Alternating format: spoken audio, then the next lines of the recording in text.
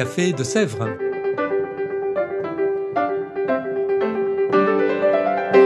Au Café de Sèvres, on discute philosophie et théologie.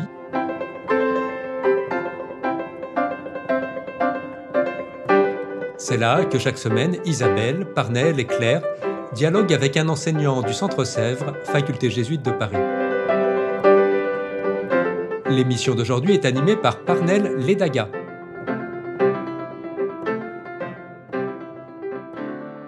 Bonjour à tous, chers auditeurs et auditrices du Café de Sèvres. Je suis heureux d'être avec vous pour un nouveau podcast. Et aujourd'hui, nous allons discuter d'un sujet assez essentiel dans l'Église catholique. Il s'agit des dogmes. Les dogmes. On en a beaucoup parlé, on en a entendu tous parler, et il y a pas mal d'idées reçues là-dessus. Pour en discuter, nous allons recevoir le Père Michel Fédoux. Bonjour Père. Bonjour. Alors, le Père Fédoux est un enseignant ici au Centre Sèvres, professeur de théologie, lauréat du prix Ratzinger. C'est un honneur pour nous, Père, de vous avoir ici. Alors, rapidement, parce qu'il y a plusieurs idées reçues sur la question des dogmes, comment est-ce qu'on peut définir un dogme? C'est quoi au juste? J'aurais envie de dire que, d'une certaine manière, les dogmes, c'est en quelque sorte la carte d'identité des chrétiens. Je dirais que les dogmes fournissent des repères fondamentaux. Bien sûr, le christianisme est d'abord une vie, c'est de l'ordre de la vie. Oui. Mais on voit bien, dès les origines, le christianisme est porteur de croyances fondamentales qui résument l'essentiel de la foi. Et les dogmes, au fond, ce sont les affirmations essentielles de cette foi chrétienne. D'accord. Alors, en parlant justement, parce que vous avez évoqué à l'instant, depuis les origines, vous avez parlé des origines chrétiennes, mais y a-t-il toujours eu des dogmes dans l'histoire de l'Église? Y a-t-il un moment dans l'histoire de l'Église où on peut dire, là, ça y est, les dogmes ont commencé ici, ou alors c'est quelque chose qui a toujours été présent d'une manière ou d'une autre? Au fond, quelle est la genèse des dogmes? En fait, le mot lui-même, le mot dogme lui-même, est un mot qui certes existait dans le monde ancien, mais qui n'avait pas en général le sens que nous lui donnons aujourd'hui. C'est surtout à l'époque moderne que le sens actuel du mot dogme s'est précisé. Je dirais qu'aux origines, dans les premiers siècles de l'histoire du christianisme, déjà, dès le Nouveau Testament d'ailleurs, on parlait essentiellement de l'enseignement. Alors on employait le mot didaché, qu'on peut traduire par doctrine, si on veut, enseignement, mais on peut dire que de façon générale, dans les premiers siècles de l'histoire du christianisme, on n'entendait pas, on n'utilisait pas d'abord le mot dogme, qui était plutôt compris au sens de opinion. Le dogme, c'est ce qui paraissait, c'est au fond l'avis que l'on avait sur tel ou tel sujet, la croyance que l'on avait. Dans le christianisme ancien, on utilisait plutôt en général des termes comme les vérités du christianisme, ou encore les articles de foi, ou les enseignements fondamentaux du christianisme. Il y a des exceptions, en particulier au 5e siècle, il y a eu un auteur qui s'appelle Vincent de Lérins qui a employé le mot dogme dans un sens vraiment assez proche de celui que nous lui donnons aujourd'hui. Mais dans le christianisme ancien, c'était plutôt d'autres mots, d'autres périphrases aussi qui étaient employées. Par contre, le mot dogme alors, a été employé de plus en plus à l'époque moderne dans le sens que nous lui connaissons aujourd'hui pour signifier, pour désigner bien, des vérités ou des enseignements absolument essentiels de la foi chrétienne et reconnus comme tels par la communauté ecclésiale. C'est très intéressant ce que vous dites. Justement, vous parlez de vérité. Mais alors, et je peux me tromper là-dessus, hein. Malheureusement, je ne suis pas tellement un expert. Je suis moi aussi victime de ces idées reçues sur les dogmes. Mais le dogme, au fond, est-ce qu'il n'enferme pas un peu le croyant? Parce que aujourd'hui, ça ne se fait plus, mais quand on regarde dans l'histoire de l'Église, des personnes ont été envoyées au bûcher pour avoir été jugées hérétiques. On a dit, voilà, il y a un dogme de l'infaillibilité pontificale. Peut-être qu'on ne le comprend pas très bien, mais l'idée, c'est peut-être que sous certaines conditions, le pape peut donner des vérités ou des opinions infaillibles. Mais alors, si on en arrive au point où c'est infaillible, si on en arrive au point où on a pu condamner des gens à la mort parce qu'ils pensaient différemment, est-ce qu'au fond, le dogme n'enferme pas le croyant dans une forme de case? Et j'ai aussi envie de demander, les dogmes qui ont été établis, disons, il y a 2000 ans ou plusieurs siècles, si on devait les repenser aujourd'hui, devrait-on dire de nouveau qu'ils sont des dogmes? Parce que les méthodes qui ont peut-être été employées pour juger que telle chose était dogmatique, peut-être qu'aujourd'hui, si on les examinait, nous ne dirions pas que c'était des dogmes. Alors en fait, je pense qu'il faut distinguer plusieurs points de vue. Tout à fait. Tout d'abord, c'est vrai que dans l'histoire, malheureusement, Mhm. on s'est parfois servi des dogmes, on a parfois invoqué les dogmes comme un instrument d'exclusion violente vis-à-vis de ceux qui n'étaient pas chrétiens. Malheureusement, c'est une dérive. Et il faut absolument reconnaître cette dérive et la dénoncer aujourd'hui. Mais ça n'empêche pas qu'il y ait quand même au cœur du christianisme un certain nombre d'enseignements, de vérités fondamentales qui font l'objet de la confession de foi chrétienne. Et je crois qu'il est très important de tenir cela, même si, encore une fois, le christianisme est d'abord de l'ordre d'une vie, une expérience de vie. Il s'exprime à travers un certain nombre d'affirmations fondamentales, comme par exemple la foi en l'incarnation, la rédemption, le salut, etc. Ce que je dirais, c'est que de toute façon, il faut s'entendre aussi sur le sens exact du mot dogme, parce que tout enseignement de la part de l'Église n'a pas le même poids.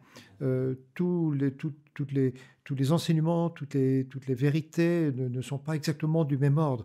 Par dogme, si on entend le mot au sens strict, on entend vraiment, je dirais, des affirmations tout à fait essentielles de la foi.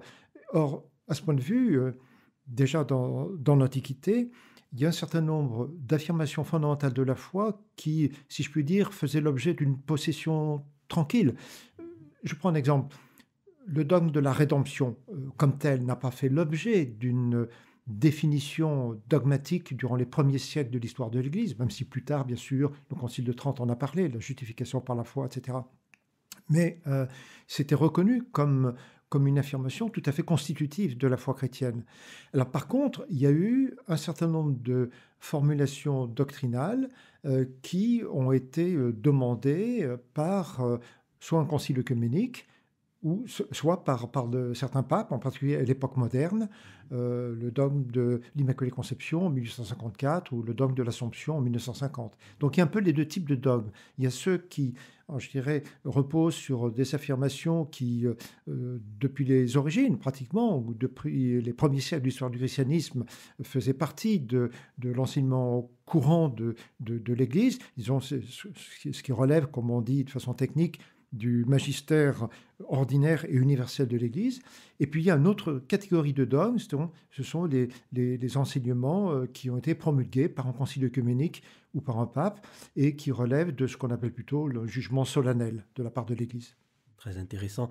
Alors, il y a quand même un constat un peu étonnant, c'est que malgré... J'ai parlé tout à l'heure du dogme de l'infaillibilité pontificale, mais on voit que l'Église, du moins ces derniers siècles, a établi très peu de dogmes. Si ma mémoire ne me fait pas défaut, je pense qu'au XXe siècle, il n'y en a eu qu'un seul, Oui. voilà, celui de l'Assomption. Au XIXe siècle, il y en a eu peut-être deux. Mais on voit que dans les premiers siècles de l'Église, il y a eu plusieurs conciles œcuméniques avec pas mal de dogmes, ceux de la Trinité, sur la nature du Père et tout ça. Et ensuite, pas tellement. Et puis, on arrive au 19e, on en a peut-être deux, 20e, peut-être un. Et là, 21e siècle, plus du tout. Est-ce qu'il y a une forme de peur ou de prudence peut-être du côté du pape, des évêques? On ne veut pas trop se prononcer sur certaines questions, peut-être parce qu'on a peur. Enfin, je pose juste la question et je suppose, est-ce qu'il n'y aurait pas comme une forme de peur peut-être que si... on affirme quelque chose comme dogmatique, comme faisant partie intégrante de la vérité chrétienne, ça enfermerait les gens, alors qu'aujourd'hui nous vivons à une ère, disons, où le relativisme a un poids important dans nos sociétés. Est-ce qu'il n'y a pas une forme de peur là-dessus? Oui, alors je crois qu'il y a évidemment plusieurs choses à considérer. Tout d'abord, bien sûr, ça vaudrait la peine de s'arrêter sur le dogme spécifique de l'infaillibilité qui était promulgué par au XIXe siècle, dans la seconde moitié du XIXe siècle, donc le Concile du Vatican I, premier Concile du Vatican. En fait, c'est un dogme qui mérite d'être replacé dans son contexte. Et contrairement à ce qu'on dit souvent, ce qu'on croit souvent, Oui. en fait, le domaine dans lequel s'applique l'infaillibilité pontificale est un domaine relativement restreint. Il s'agit vraiment, ça porte uniquement sur des vérités qui sont absolument essentielles à la foi chrétienne. Voilà. Donc, je crois qu'il y aurait effectivement beaucoup à dire sur ce dogme de l'infaillibilité, mais pour en rester plutôt à la question plus générale, plus fondamentale que vous souleviez juste après, Je dirais ceci, c'est vrai que nous sommes dans une ambiance qui est facilement relativiste, on est porté souvent à croire que tout se vaut, et par rapport à cela, le dogme peut être perçu, ou risque d'être perçu malheureusement, comme ce qui empêche les gens d'être vraiment libres, comme une sorte de carcan qui leur est imposé. Il faut être conscient de cette difficulté. En même temps, être conscient de cette difficulté ne signifie pas qu'on puisse ou qu'on doive renoncer à formuler évidemment des affirmations tout à fait essentielles à la foi chrétienne. Et ça, c'est précisément le sens des dogmes. Alors, pourquoi y a-t-il relativement peu de dogmes à l'époque contemporaine? Je crois que certainement, il y a une grande prudence de la part de l'Église. On ne peut se prononcer sur un dogme, on ne peut promulguer un nouveau dogme. Un concile ou un pape ne peut promulguer un nouveau dogme que dans des conditions extrêmement précises. Il s'agit de vérifier que ce dogme est conforme à l'Écriture, ou tout au moins qu'il n'est pas contredit par l'Écriture. Il s'agit aussi de veiller à ce que cette doctrine réponde à une aspiration de beaucoup de chrétiens dans le monde. C'est intéressant de savoir que avant de promulguer le dogme de l'Assomption en 1950, le pape Pie XII a consulté l'ensemble de l'épiscopat, qui a donné une réponse très majoritairement favorable. Alors, je dirais pour ma part aussi, c'est un point tout à fait important, bien sûr, on pourrait imaginer qu'il y ait de nouveau des formulations, des promulgations de dogmes à l'avenir, mais ça ne peut pas se faire sans condition, ça doit se faire avec une très très grande prudence, et surtout, c'est peut-être un point qu'on va encore aborder, ça supposerait un consensus avec les autres églises chrétiennes. Je trouve tout cela très intéressant, mais j'aimerais m'arrêter, si vous voulez, à cette question des restrictions, parce que vous en avez parlé, vous avez dit que le pape ne peut pas se lever un bon matin et déclarer que telle ou telle chose est dogmatique en fait. Le dogme de l'infaillibilité pontificale ne s'applique que dans des conditions bien restreintes. Mais en fait, quelles sont ces conditions? Oui, c'est une question vraiment importante. À l'époque contemporaine, il y a eu parfois, après Vatican II, une certaine tendance à vouloir faire passer comme doctrine absolument essentielle des doctrines qui étaient seulement secondaires. C'est ce qu'on appelle un processus ou un risque de dogmatisation un peu indu.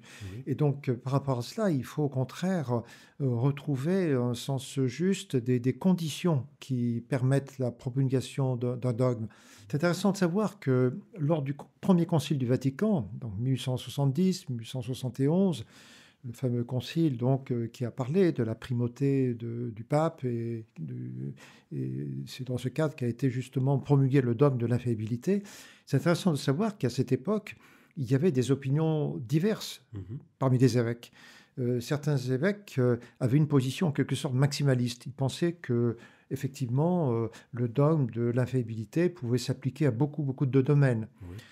Mais à l'inverse, il y avait une position plutôt minimaliste qui disait non, l'application du dogme de l'infaillibilité doit être extrêmement restreinte et on ne peut promulguer de dogme que dans certains domaines quand il y a vraiment un enjeu tout à fait essentiel, vital pour la foi chrétienne. Et il y avait entre les deux, évidemment, tout un éventail de positions. Et c'est finalement la position moyenne qui a été retenue. C'est-à-dire, on a été conscient du fait que pour qu'on puisse promulguer un dogme, eh bien, il fallait vraiment qu'il y ait un enjeu absolument essentiel, décisif pour la foi chrétienne elle-même. Alors, pour finir, j'aimerais aborder maintenant la question de l'écriture, voilà, parce qu'on sait que le dogme, et vous l'avez évoqué aussi brièvement, en disant que le pape doit consulter, voir si telle vérité ou telle opinion est en accord avec l'écriture, il doit consulter l'ensemble des évêques et voir même les autres églises chrétiennes, pas nécessairement catholiques, mais pourtant certains dogmes, je pense rapidement au dogme de l'Immaculée Conception, celui de l'Assomption, on ne trouve pas vraiment, c'est vrai qu'on peut essayer de faire quelques rapprochements, quelques interprétations, mais au fond, y a-t-il vraiment des traces de tels dogmes dans l'écriture? Et sinon, peut-être qu'il y en a, mais à première vue, ça ne semble pas être le cas. Est-ce qu'on peut avoir un dogme en fait qui se passe, si vous voulez, des Écritures? Si on peut juste se baser sur les traditions chrétiennes et les relations avec les autres églises ou avec le vécu et l'expérience des communautés chrétiennes en général? Eh bien, c'est une question très importante, en effet, la question du rapport entre les dogmes et l'Évangile, ou plus largement, le rapport entre les dogmes et l'Écriture sainte. Le théologien Walter Casper, dans les années 1960, a publié un livre qui veut dire le dogme sous l'Évangile, le dogme au-dessous de l'Évangile, en quelque sorte. Et ce que je veux signifier à travers cette référence au livre de Casper, c'est que précisément, un dogme doit être en conformité avec l'Écriture. Disons, c'est le principe de base, la position de base. Et on voit bien que les dogmes fondamentaux qui ont été promulgués durant l'histoire de l'Église sont bien effectivement des dogmes qui se fondent sur l'Écriture, que l'on pense à l'incarnation, que l'on pense à la rédemption, il y a bien d'autres dogmes. Oui. Mais il est vrai qu'il y a un problème spécifique pour certains dogmes, principalement donc pour les dogmes qui ont été promulgués à l'époque moderne ou contemporaine, où j'y faisais allusion, un dogme comme celui de l'Immaculée Conception en 1854 ou un dogme comme celui de l'Assomption en 1950. Parce que, dans ces deux cas, on ne peut pas trouver de fondement explicite de ces dogmes dans l'Écriture sainte. Mais, justement, les papes qui ont promulgué ces dogmes expliquent dans le texte qui accompagne ou qui précède la formule de promulgation elle-même, ils expliquent que ces dogmes ne sont pas du tout contradictoires avec l'Écriture sainte, mais qu'ils prennent acte de la conscience que l'Église a acquise progressivement d'un certain nombre de vérités qui ne sont pas forcément explicites dans l'Écriture sainte, mais qui sont finalement reconnues comme appartenant au dépôt de la foi. Il faut être conscient du fait que, du coup, ces doctrines, ces dogmes, ne sont pas à mettre exactement sur le même plan que les dogmes de l'incarnation, de la résurrection, qui reposent directement sur l'Écriture sainte. Mais néanmoins, ils sont considérés, ils sont reconnus comme des dogmes qui explicitent un certain nombre de vérités qui sont en quelque sorte implicites seulement dans l'Écriture sainte. Alors j'ajoute un point qui est très très important, c'est qu'avec cette question, nous sommes en présence d'une difficulté œcuménique, parce que précisément, les protestants par exemple, ont réagi fortement vis-à-vis des dogmes mariaux de l'époque contemporaine en disant « mais ces dogmes ne sont pas présents, ne sont pas nommés comme tels dans l'Écriture ». Et ça veut dire qu'il y a tout un travail à faire, précisément, pour essayer de comprendre ce qui, malgré tout, autorise l'Église catholique à tenir ces dogmes, alors même qu'ils ne disposent pas de fondement explicite dans l'Écriture. Mais ça veut dire du coup aussi que pour l'avenir, si l'Église avait éventuellement à promulguer l'une ou l'autre affirmation doctrinale ou dogmatique sur des questions tout à fait essentielles engageant la foi, il faudrait que cela soit fait dans toute la mesure de possible, en lien, en accord, en concertation avec les églises protestantes, orthodoxes, etc. Parce que nous partageons tous, catholiques, orthodoxes, anglicans, protestants, nous partageons tous la même foi fondamentale telle qu'elle est exprimée dans le credo, et donc il serait légitime que l'on puisse se concerter avec ces églises dans l'hypothèse où il y aurait de nouveau matière à la promulgation de nouveaux dogmes. Alors une chose est sûre, c'est que vous avez, je pense, réussi à dissiper un certain nombre d'idées reçues, un certain nombre en fait de clichés que nous avons sur la question des dogmes grâce à vos explications très claires. Alors ce podcast touche à sa fin. Je tiens à vous remercier personnellement, Père Michel Feydeau. Merci d'avoir accepté notre invitation et de nous avoir fait découvrir cette notion des dogmes. Merci. Quant à vous tous, chers auditeurs et auditrices du Café de Sèvres, je vous souhaite une bonne fin d'après-midi. Je vous dis à tous au revoir. Nous nous donnons rendez-vous dans 2 semaines. D'ici là, portez-vous bien. À très bientôt.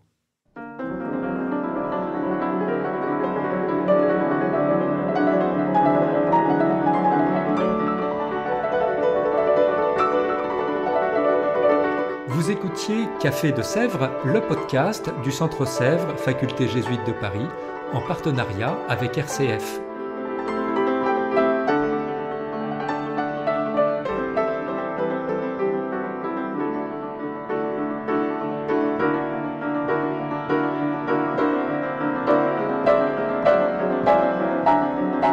Pour ne rater aucun épisode, abonnez-vous sur votre application préférée. Spotify, Deezer, Apple Podcast ou Google Podcast.